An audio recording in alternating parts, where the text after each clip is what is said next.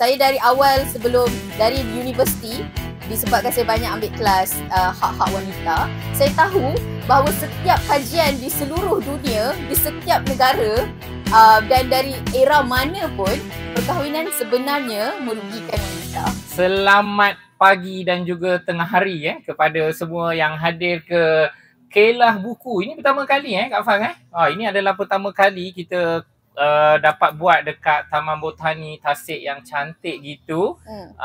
Dan kali ni kita berada di pentas mini. Pentas mini ni power lah. Geng-geng Kultus Kata, Kak Faz and the gang, Akmal, Izzy dan juga anjuran bersama adalah BookTube, MBKM dan Perbadanan Putrajaya juga Kota Buku. Jadi tahniah kepada penganjur sebab ini adalah first time dan sorry nervous ni tengah nervous ni. Tak apa, saya di sisi Azan. Okay, untuk menemani. Dan yang paling penting adalah harap-harapnya acara dekat pentas mini ni dapat mengisi lah ruang, orang dah berpanas-panas, dah berkelah, dah healing-healing, ada tika apa semua. Kita nak bercakap tentang satu buku. Buku ni sebenarnya adalah buku yang best. Terima kasih. Tumbuh menjadi pohon sakura. Ada satu cerita untuk makluman kawan-kawan yang ada dekat sini. Nur Adila ni, dia adalah seorang penulis yang sebenarnya sukar untuk kita temui. Sebab dia sekarang tidak duduk di Malaysia, tapi dia duduk di Tokyo, Jepun. Tapi waktu kita menerbitkan buku ni adalah sewaktu buku siap, sewaktu itulah mula-mulanya Adila telah terbang ke Jepun. Jadi sukar sebenarnya kita peringkat penerbit pun untuk berjumpa dengan sosok Nur Adila yang sangat sibuk ni. Dan sekarang merupakan pensyarah. Syarah separuh masa.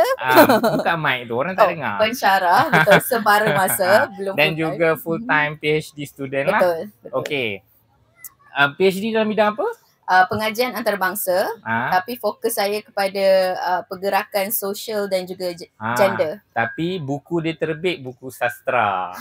Lain macam kan. So ada versatile dan juga keunikan lah. Macam mana orang sains sosial boleh menulis buku sastra, lain macam. Jadi mungkin lepas ni kawan-kawan boleh cuba baca sebab dekat dalam buku ni sebenarnya menghimpunkan 15 buah cerpen yang keunikan lagi dalam buku ni, dia adalah sebuah proses perjalanan kreatif seorang Nur Adila. Kenapa perjalanan? Sebab dia adalah kumpulan cerpen yang bukan hanya ditulis pada waktu semasa Adila, tapi dia ditulis sejak daripada sekolah menengah. Sekolah menengah. Awal. Gitu. Kak Faz cerita tadi. Tak tahulah betul ke tak, dia kata ini adalah buku terbitan terbaik lah kawah buku. Kan? Seronok dia membaca buku Nur Adila. Lepas tu saya cakap sebenarnya sebahagian cerpen ditulis sekolah menengah. Lagi wow dia. Jadi mungkin korang-korang pun kena baca supaya wow tu dapat dirasai samalah. Okey.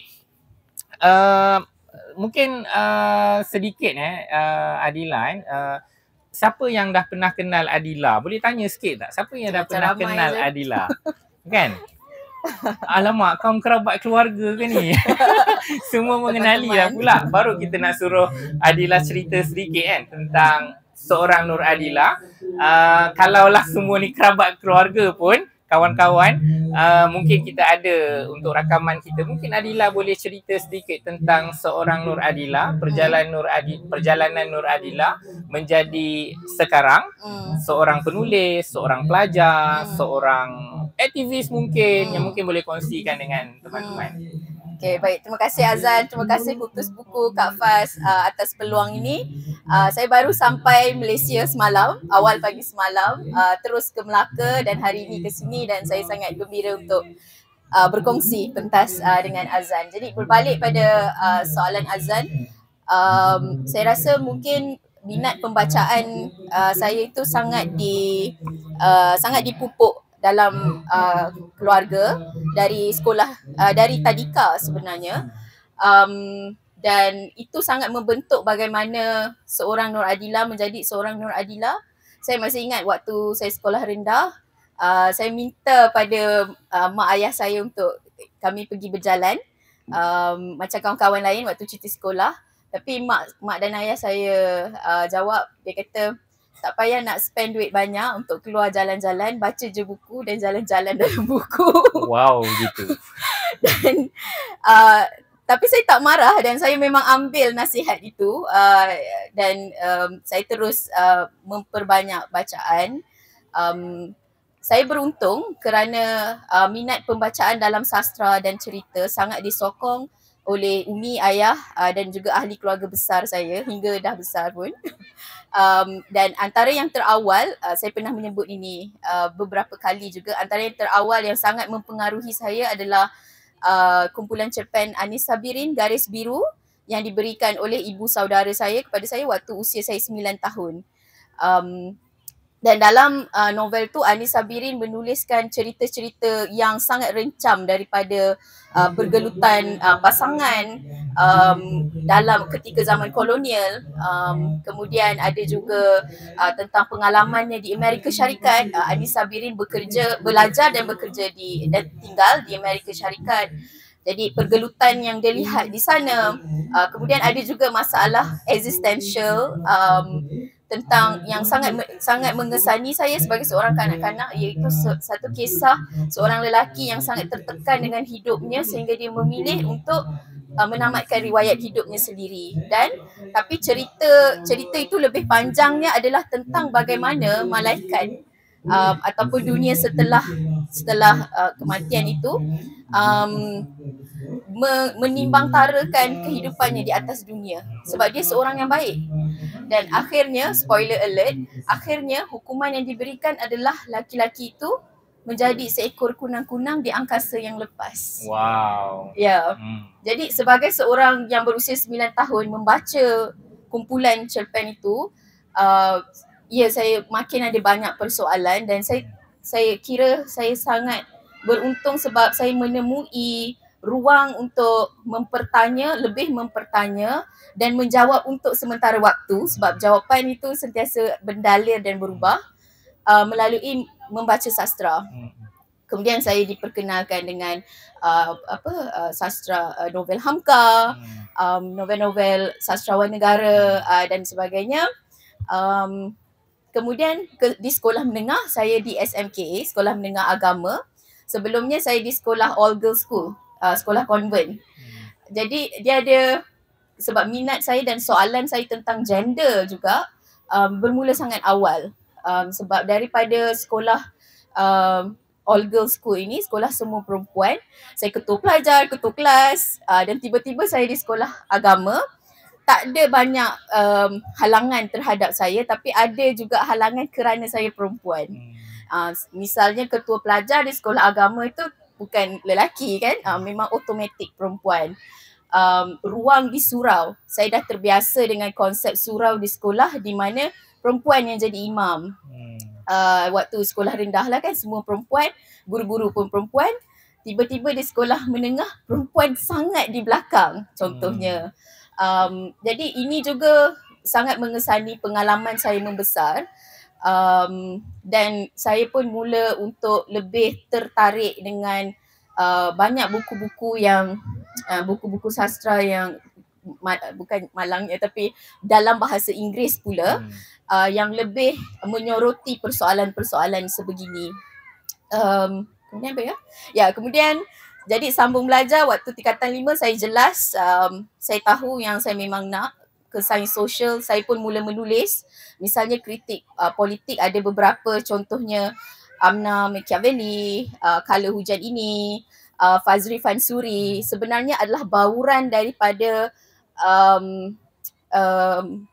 pengalaman saya melihat politik partisan ketika itu sebab keluarga saya, ayah saya sangat Camp UMNO kan. Saya pula waktu itu agak mau lebih progresif gitu, lebih melawan bapa, melawan autoriti. Jadi banyak perdebatan tentang parti politik di rumah. Dan juga di sekolah, seperti sedia maklum, sekolah agama itu ramai kalau bukan penyokong ni tapi mungkin simpatisan parti agama contohnya kan, seperti PAS. Jadi saya anak muda yang berada di pertembungan ideologi juga antara guru, ustazah, bapa, ibu, ahli keluarga dan juga apa yang saya baca dalam akhbar. Dan ya, jadi saya mahu terus melanjutkan persoalan-persoalan ini dalam akademik. Apabila saya berpeluang untuk sambung belajar, saya memang nak sambung belajar dalam bidang sains politik dan undang-undang. Saya buat second major. Dan ya, itulah dipendekkan cerita, pembacaan dan juga sastra sebenarnya adalah cara saya untuk mewaraskan persoalan dalam minda, pengalaman saya dan juga dan juga refleksi. Dia bila difikirkan sebenarnya dia sebenarnya satu proses yang meditatif kan, kepenulisan ini, dan itu juga untuk saya. Wow, dia melihat kepada proses perjalanan seorang Nur Adila daripada pengalaman-pengalaman hidup sejak kecil, kemudian menongkah pengajian dalam bidang sains sosial, sains politik, gender studies, kemudiannya hubungan antarabangsa, dan mengungkapkan benda itu di dalam sastra. Itu saya rasa adalah sebuah yang menyebabkan proses penulisan itu menjadi lebih kalaupun tidak kreatif, lebih mempunyai makna yang mendalam dalam setiap pengisian cerpen. Sebab itu keunikan kepada tumbuh menjadi pohon sakura berbanding kumpulan-kumpulan cerpen yang kami terbitkan seperti Sebalik Kain oleh Mama Regina, Babi Kongkang Panda oleh Faisal Terani. Satu-satu buku yang terbit di dalam satu batch yang sama, iaitu Tumbuh Menjadi Pohon Sakura ni, keunikan dia kalau kawan-kawan tengok dekat belakang dia ni, dia ada bukan CAC di Tokyo. Dia ada yang tercetus ilhamnya. Yang tercetus ilhamnya ini adalah bagaimana Adila memberikan makna ataupun menceritakan kepada kita sebagai pembaca di mana datangnya ilham untuk seorang Adila ini menulis cerpen yang dia tulis di dalam buku ini. Jadi dalam 15 cerpen ada 15 sebab kenapa Nur Adila menulis cerpen ini dan daripada mana datangnya ilham tu. Sebab itu kalau kita tengok tadi bila Adila cakap tentang proses perjalanan yang panjang, memang betul. Terlalu banyak pengalaman yang Adila hadapi. Contohnya ada konflik kawan yang dirogol, ada berhadapan dengan keadaan konflik politik dalam keluarga, pertentangan ideologi dan sebagainya. Itu telah menghasilkan cerpen-cerpen tu. Jadi saya nak tanya kepada Adila, apa motif dan tujuan Adila dikala orang menulis cerpen dia tak tulis latar ilham? Tetapi Adila sebenarnya ada tapi jarang ada jarang. Tetapi kenapa Nur Adila memilih untuk berkongsikan, kenapa orang kena tahu inilah sebab cerpen ini ditulis? Okay, so saya masih ingat peringkat pertama waktu saya mencadangkan dalam perbincangan saya dengan Azan dan editor Quratul Ain. Saya mengatakan bahawa ini ibarat seorang pendebat yang mencelah ketika lawan debatnya itu sedang berhujah ke atas hujahnya tadi. Dan latar ilham ni adalah disebabkan saya sebenarnya sangat terganggu dengan propaganda mungkin dalam sastra yang mengatakan bahawa pengarang itu mati setelah dia menulis. Ya betul, maksudnya pengarang itu tidak harus authoritarian atau diktator dalam menyatakan interpretasi karyanya. Tetapi itu tidak bermaksud bahawa identiti, kepengalaman, kepenghidupan pengarang, penulis sastra apatah lagi dalam menulis sastranya yang begitu emotif, yang begitu representasi pada bahasa, pengalaman, pengamatannya berbanding penulisan akademik misalnya. Pengalaman itu harus diberitahu ataupun harus ada wujud juga pada saya, sebab saya tidak mahu mati setelah karya saya hidup. Saya mahu bersekali memberitahu bahawa ini akar kepada kenapa karya-karya ini tumbuh. Dan saya sangat percaya bahawa ini juga adalah satu extension, satu kepanjangan terhadap patriarki, di mana lazimnya apabila karya-karya, sebenarnya latar ilham ataupun kenapa karya ditulis itu sangat direkodkan kalau kita membaca atau kita berada dalam diskusi dan bidang akademik sastra. Sebab apabila kita menilai satu-satu karya, kita mempercakapkan tentang karya itu, kita akan bermula dengan biografi pengarangnya. Itu tidak berlaku dalam perbicaraan karya akademik. Kita tidak kisah dia lahir di mana, dia membesar di mana, tetapi untuk karya sastra itu adalah kelaziman. Kita akan melihat biografinya, apa pergelutan hidupnya, apabila dia berkahwin, bagaimana perhubungan perkahwinannya, apabila dia menulis ini, di manakah dia, apakah usianya, apakah keadaan sosiopolitik yang didepaninya. Semua itu direkodkan, tetapi terutamanya kepada penulis-penulis lelaki yang sangat dominan.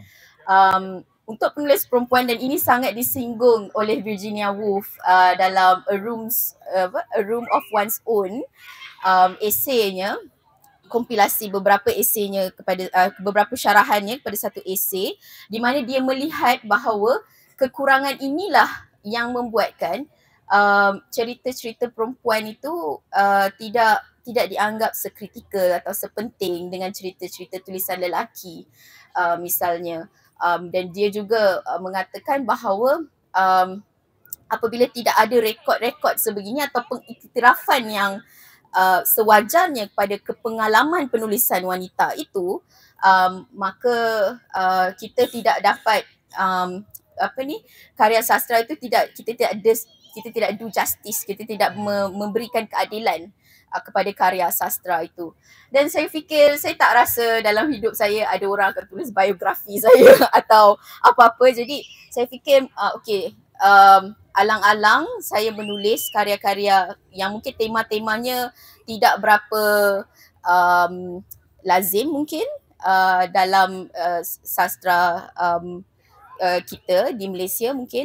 Jadi saya fikir saya mahu menyatakan kenapa, apa akar kepada setiap satu ini, dan bagaimana ilham itu boleh datang dari mana-mana. Dan saya ingin menegaskan di sini, ini tidaklah bermaksud bahawa saya mahu mengatakan, disebabkan saya memberitahu latar ilham atau akar kepada bagaimana karya saya tumbuh ini, itu tidaklah bermaksud bahawa karya ini harus bermakna begini-begini pada manusia atau kepada khalayak pembaca. Saya tidak mahu mengatakan bahawa ini syarahan saya, ini ideologi saya yang saya mahu pembaca saya hadam dan mungkin ikuti. Tidak begitu. Dan saya rasa karya sastra tidak harus begitu. Sebab pengalaman kita sebagai seorang penerbit ataupun pembaca, apabila kita membaca, kita cuba memberikan interpretasi yang tersendiri. Saya bagi contoh kan, benda ni muncul beberapa minggu sebelum kita menerbitkan buku Tumbuh.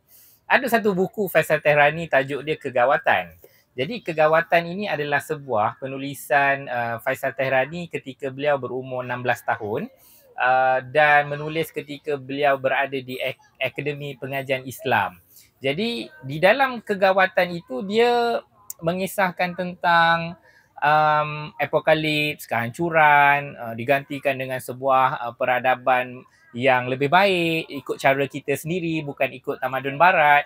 Jadi saya yang membaca, kita ada interpretasi kita sendiri bahawa waktu itu mungkin Faisal Tehrani sedang duduk di dalam Akademi Pengajian Islam, mungkin duduk pula di dalam Jemaah Islam. Jadi idea yang dicurahkannya itu adalah idea-idea yang mempunyai nuansa yang sebegitu. Tapi itu interpretasi saya. Bila saya cerita kat Faisal Tehrani, dia gelak je. So kita tak tahu apa jawapan yang sebenarnya kan. Mungkin betul, mungkin tak. Tetapi apabila Adila memilih untuk meletakkan suatu pasak tentang di sini ilhamnya, saya rasa dia memberikan sebuah kejelasan kepada pembaca dan mempunyai satu kejelasan untuk memahamkan tentang ke manakah hala tuju cerpen yang ingin disampaikan. Bercakap tentang tema Adila, rencam sebenarnya. Ada 15 buah cerpen, tapi 15 buah cerpen yang sangat rencam. Tapi sebelum tu boleh tak saya nak suruh pembaca pegang buku ni Orang Kelantan kata wak raso-raso. Ya. Boleh. Pegang dan boleh belilah kot kan nanti. Itu teknik marketing. Teknik kita jelaskan. Okey, akar kepada pegang adalah supaya korang beli. Tak ada, tapi untuk pegang supaya sebenarnya kita nak cakap tentang beberapa isi dalam buku ni, yang berdiri-berdiri tu bagi pegang juga. Ada yang dah beli tu. Kan? Boleh beli. Boleh beli ya. Harga dia sebenarnya 38, tetapi dekat dalam ni kita bagi 35 sudahlah. Kan? Istimewa orang kata. Kalau perasan di dalam buku ni, kalau di bahagian kandungan, dia ada esei Bapa Mati Bunuh Diri, dan saya rasa Bapa Mati Bunuh Diri tu adalah cerpen yang saya rasa paling sedap lah. Okey. Kemudian ada Saudat. Kemudian ada Cik Noh, Pisau Siang Ikan, Kelautan Cinta. Kalau dan juga Setelah Mencintai Tiga Lelaki dan seterusnya lah. Kalau kawan-kawan mengikuti sebenarnya isu-isu semasa yang berlaku dalam negara kita, sebahagian daripada cerpen-cerpen ni adalah refleksi kepada isu tersebut. Korang pernah dengar tak satu viral dekat Facebook tentang pengacara TV3 kan waktu tu kan, Wanita Hari Ini yang tak pandai siang ikan kan? Tengok cerpen yang keluar, Pisau Siang Ikan. Tetapi dia bukan leke-leke. Dia adalah sebuah manifestasi kepada sebuah pandangan Nur Adila ini untuk mengungkapkan keadaan itu dalam bentuk yang penuh kekreatifan. Jadi saya rasa bahawa inilah keunikan dia. Dia bukan hanya menyentuh tentang isu sosial, tentang isu keadilan sosial, dia juga menyentuh tentang kisah cinta. Sebagai contoh adalah Kelautan Cinta. Kan? Kelautan Cinta adalah ilhamnya boleh dilihatlah di bahagian latar tu daripada mana kisah cinta itu muncul. Tetapi ada satu yang menarik juga yang saya ingin tanyakan sebab kita dah makin panas ni. Itulah nak ke sini sikit. Tak apa. Dalam sikit, alamak. Kamera tak lari Kita gerakkan sikit. Okey, selain daripada Anis Sabirin yang memang kita sedia tahu menjadi mentor kepada ataupun menjadi pencetus lah kepada kepengarangan Nur Adila, ketika menulis cerpen-cerpen ni mungkin ada tokoh-tokoh lain yang gaya, style, inspirasi yang mencetuskan Nur Adila untuk menulis cerpen-cerpen yang sebegitu. Kalau di sekolah menengah dan satira politik dalam ni macam Fazli Fansuri, Kala Hujan Ini dan Amna Machiavelli, saya sangat terilham oleh Shah Nun Ahmad tentunya, dan novel-novelnya. Tapi saya masih ingat waktu sekolah menengah tu, waktu saya tingkatan 4 tu sebenarnya yang kali pertama saya dibenarkan untuk membaca sheet. Okey, walaupun saya ni nakal, tetapi saya ikut cakap mak ayah saya. Jadi ada satu salinan novel sheet di rumah, fotokopi yang milik umi saya, dan dia simpan sebab dia antara pengikut diam-diam lah ketika reformasi 98 itu, sheet dan muntah di rumah. Jadi saya selalu nak minta baca dan dia tak bagi. Sampailah mungkin saya tingkatan 4. Waktu tu saya baru habis baca Nikah-Nikah oleh Azizi Haji Abdullah. Itu pun dengan izin. Kahwin-kahwin oleh Azizi Haji Abdullah. Itu pun dengan izin sebab ada juga salinannya di rumah tapi saya tak dibenarkan baca. Sampai tingkatan 4 mungkin saya dah dikira saya faham dengan sebab dalam tu kan ada scene senggama, scene politik yang kata-kata kasar dan sebagainya. Jadi apabila saya membaca tu sebenarnya dia macam meletus. Saya jadi nak menulis satira politik. Jadi ini dua antara ilham terbesar, dan saya tak dapat nafikan Faizal Tehrani juga. Saya memang membaca, keluar je buku dia, saya memang yang pertamalah di kedai buku untuk beli. Yang lainnya misalnya Fatimah Busu, Khadijah Hashim, juga ilham-ilham saya punya mentor secara jauh, yang ada di sisi ketika saya menulis. Apa lagi ya? Tapi yang ke awal yang lebih dekat sekarang ini, saya lebih banyak membaca buku falsafah. dan saya beruntunglah sebab suami saya memang konsisten pembacaan buku-buku falsafahnya, tapi saya sangat kritikal terhadap falsafah yang tipikal lah, falsafah barat lah kan, kerana ianya sangat merendahkan wanita. Dia sangat jelas lah yang bahawa contohnya kepemilikan sesuatu itu lelaki. Jadi setiap kali bila saya cuba masuk ke arena itu, cuba membaca falsafah, saya akan falsafah barat dalam konteks ini, saya akan sangat terganggu oleh perkara isu-isu inilah, dan saya jadi tidak boleh hadam dan tidak mahu cerna dan tidak mahu baca langsung. Sehinggalah saya buat sarjana gender di Universiti Malaya. Dan teks-teks falsafah misalnya Michel Foucault, Simone de Beauvoir, dan adalah beberapa Nietzsche, John Mills dan sebagainya dibaca semula. Saya menghadam ini untuk degree saya dahulu, tapi kali ini dibaca dengan lebih kritikal dan dengan dan membawa ke pengalaman saya dan emosi sebab saya yang merasa terasing dalam dunia falsafah barat. Sebagai seorang wanita, saya boleh menghadami dan boleh kritikal dengan emosi tapi tidak marah dan mahu membuang terus. Jadi saya rasa ini sangat memperkaya saya apabila saya mula menulis, terutamanya Bapa Mati Bunuh Diri, yang selepas Bapa Mati Saudade, saya rasa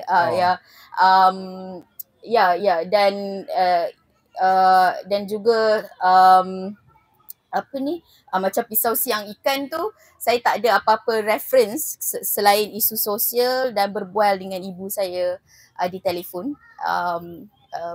So dia macam-macam jugalah dia punya inspirasi tu. Tapi membaca surat untuk Nur Teja dengan surat untuk Nur Aisyah tu persis membaca surat-surat perempuan Johor. Ya, betul. Betul. Itu sangat betul. Okey, saya rasa mungkin kalau ada teman-teman di depan yang mendengar bicara kita ni nak mempertanyakan soalan kepada penulis, silakan, sebab ni bukan slot saya je mempertanyakan, kawan-kawan juga boleh. Tak senang, Nur Adila ada 3 hari je kat Malaysia. Tanta dapat turun, tahu-tahu dapat turun kelah buku, sangat bertuah. Kau buku pun bertuah, dapat duduk sepentas dengan Nur Adila. Selain pada itu, untuk makluman juga kepada kawan-kawan, Nur Adila juga sekarang ni sudah menjadi kolumnis. Kolumnis di Tunas Cipta, sebuah majalah DBP, di bawah nama Kelana lah kot menceritakan tentang kepengalaman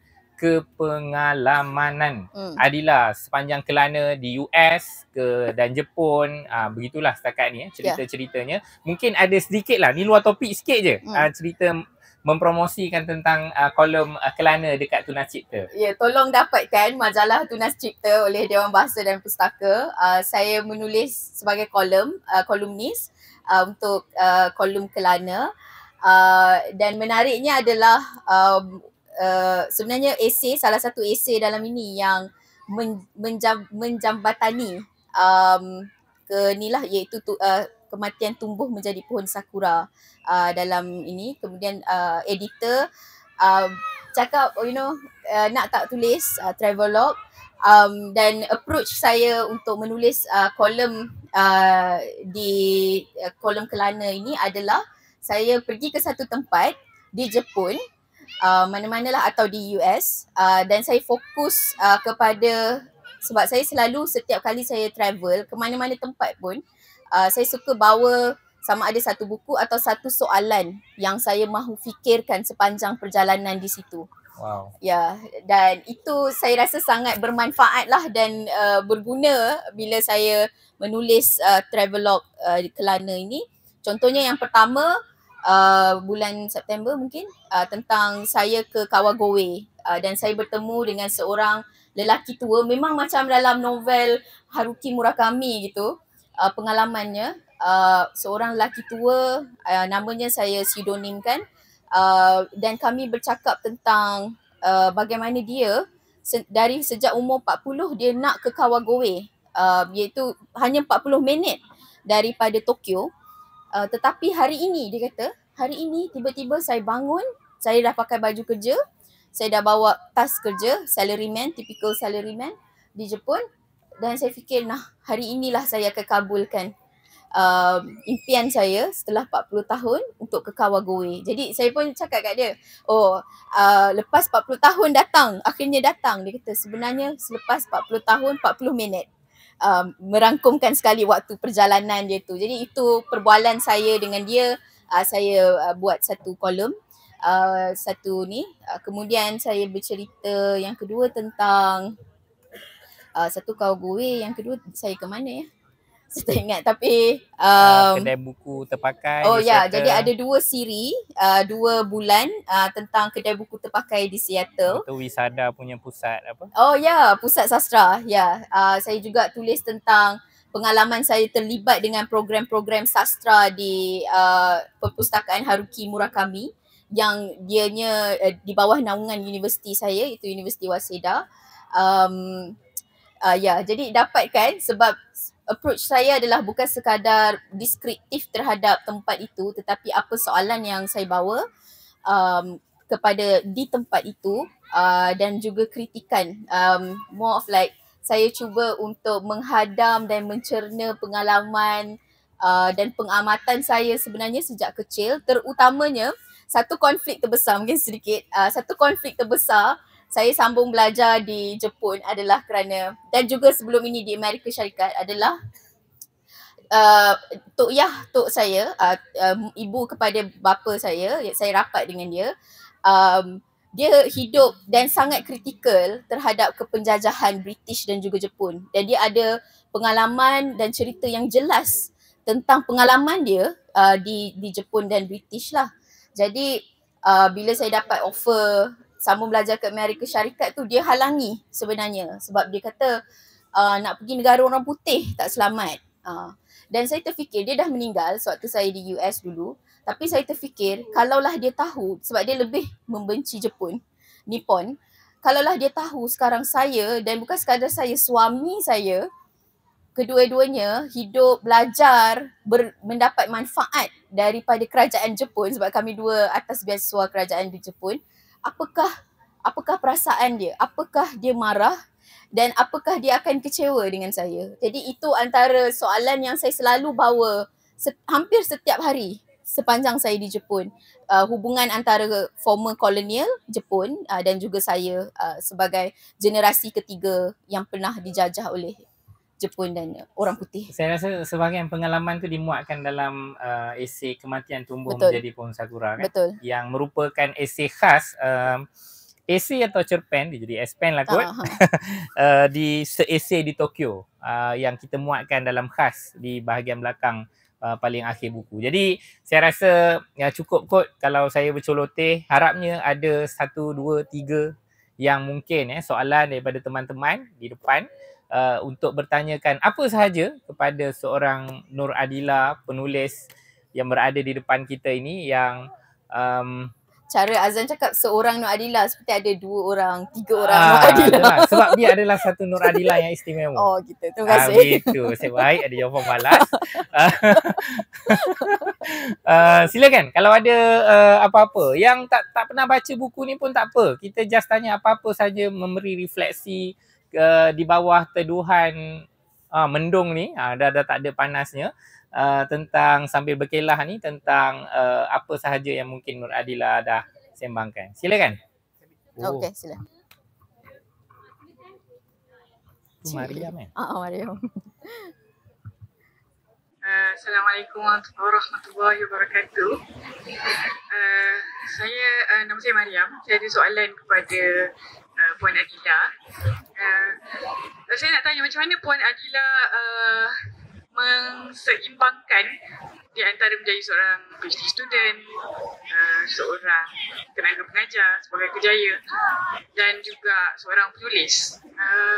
Ketika mana kita berada dalam masa umur akhir 20-an, awal 30-an, di mana orang sekeliling kita, semua orang ialah masuk dalam fasa career progression dalam in a rapid form, dan having children, having family.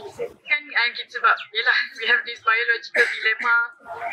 Should we pursue what we want to pursue at the expense of sacrificing our family? And then, yelah, to make sure that we don't have any regrets at the end of the day, sama ada kita tak kejar tu atau kita tak kejar ni, should, yelah, itulah tu soalan tu. Faham? Okay. Terima kasih Mariam. Silakan. Okay. Tak apa, ini je lah. Terima kasih atas soalan tu. Itu dilema harian sebenarnya. Kalau bukan harian, mungkin separuh hari satu dilema, separuh hari lain dilema lain. Dilema yang sama juga. Soalan-soalan yang Mariam tanyakan tu saya akan lawati atau saya akan ziarahi dan sama ada bergocohan dengan soalan-soalan dan dilema-dilema itu ataupun cuba bertenang dengan dilema-dilema itu. Tapi kalau dari sudut okay, kita cerakinkan soalan Mariam. Yang pertama adalah keseimbangan antara jadi pelajar PhD, bekerja dan menulis. Dan saya rasa pembaca juga. Saya pembaca sepenuh masa kan. Itu satu pekerjaan kan. Dia agak sukar sejujurnya, terutama di Jepun kan. Terutamanya saya rasa selama ini sebelum pindah ke Jepun, saya gaulkan semua itu sekali. Saya tidak cerakinkan langsung. Jadi maksudnya pada satu masa yang sama, saya cuba untuk buat segala-galanya. Dan akibatnya adalah saya tidak banyak menulis seperti mana yang saya mahu.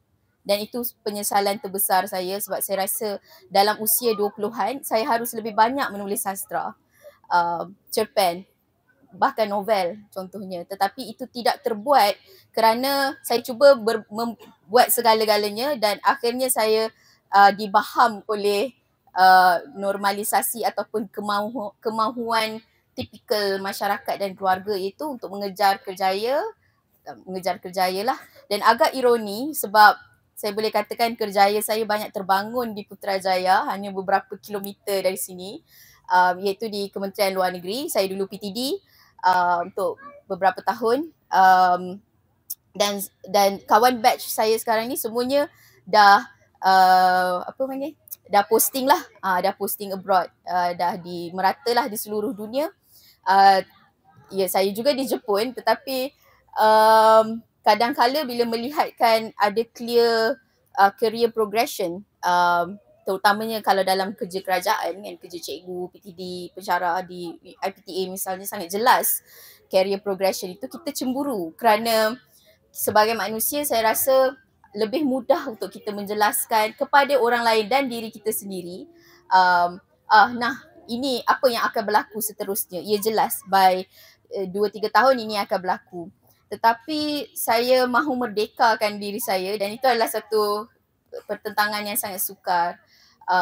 Sebab saya rasa sekarang saya dah, okay, ini tak tahulah membuka aib atau apa, tapi saya rasa saya dah accumulate, sangat Marxist ya, accumulate enough social and financial capital untuk membebaskan diri saya daripada ekspektasi masyarakat. Maksudnya selama lebih kurang 10 tahun daripada saya mula bekerja, saya dengan conscious berfikir tentang kestabilan kewangan dan aset. Saya dengan conscious, dengan sedar berfikir tentang bagaimana saya sebagai seorang perempuan Melayu Muslim di Malaysia boleh untuk menambahkan kapital sosial saya, yakni contohnya dengan berkahwin awal.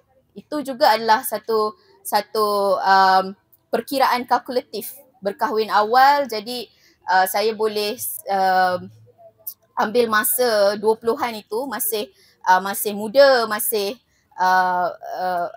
ada tenaga untuk saya lihat apakah pasangan ini setelahnya dalam 20-an ini, adakah kami boleh bergaduh untuk menjadi lebih baik demi perhubungan kami tanpa merugikan masing-masing. Sebab saya dari awal, dari universiti, disebabkan saya banyak ambil kelas hak-hak wanita, saya tahu bahawa setiap kajian di seluruh dunia, di setiap negara dan dari era mana pun, perkahwinan sebenarnya merugikan wanita dari segenap sudut sebenarnya.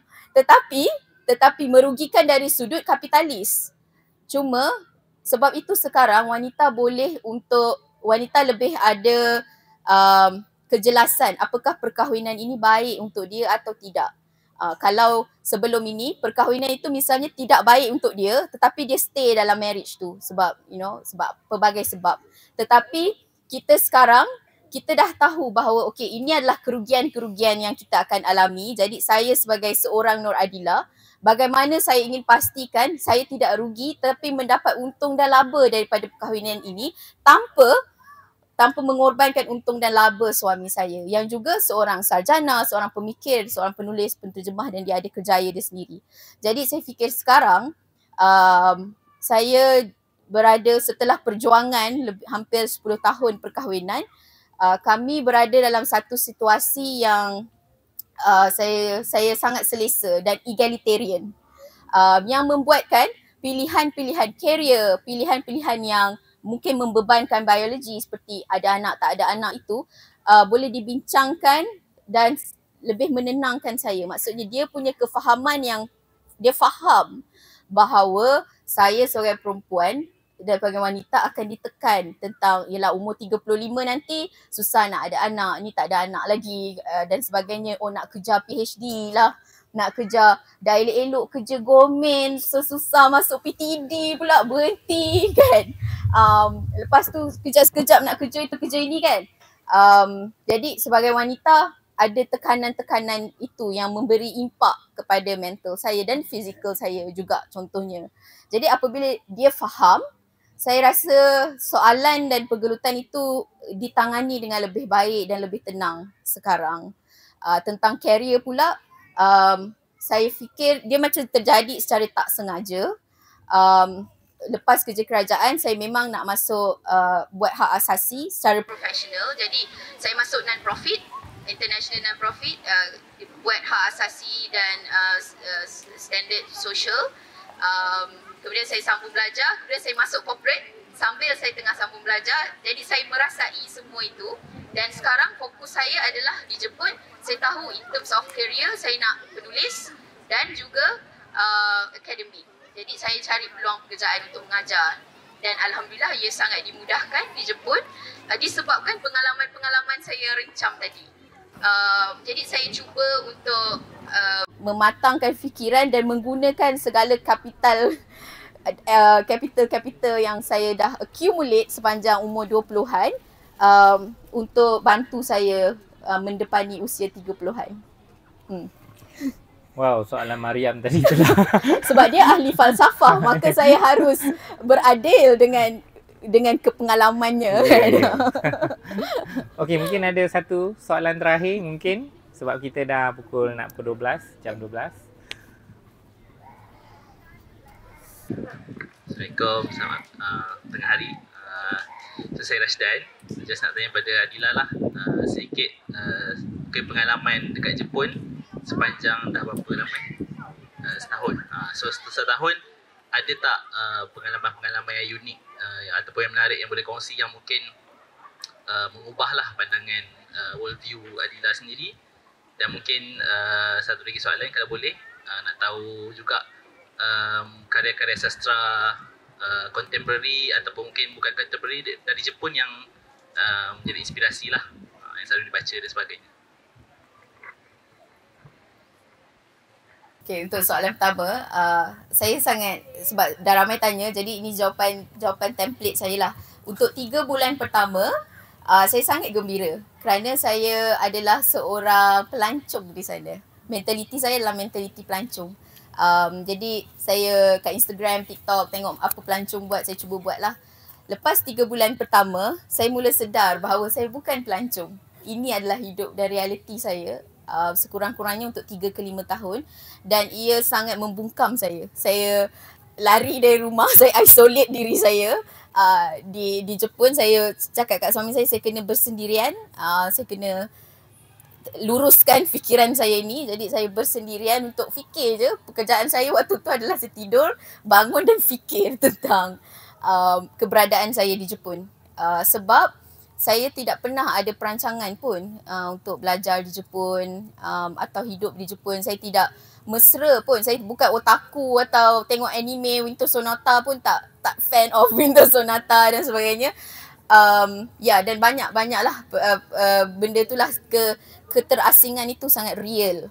Dan juga saya seorang extrovert di sini di Malaysia, tapi di sana sangat sukar sebab apabila saya bertudung dan tinggal di kawasan yang hampir tidak ada, bukan hampir lah, saya rasa memang tak ada orang bertudung. Setiap hari saya pulang ke rumah lama saya baru pindah rumah baru. Setiap hari saya pulang ke rumah lama saya, orang akan tengok saya seperti saya ni orang asing. Sedangkan itu adalah rumah saya. Saya balik ke tempat itu, lalu lalang di situ, bertemu dengan orang yang sama, kedai kecil-kecil yang sama. Saya bertegur, konnichiwa. No battery, please charge. Okay, tapi saya masih merasa keterasingan itulah. Jadi solusi saya adalah setiap 3 bulan saya harus pulang ke Malaysia, dan itulah yang saya buat. Saya pulang ke Malaysia kerap, dan ada a few months back saya travel di saya No apply. battery, please charge. Mungkin yang ini Dah kot. lah speaker, tak apa, cakap je sampai habis. Okay, saya ke Yogyakarta, ke Manila, ke No Singapura, battery, please charge. sendirian lah.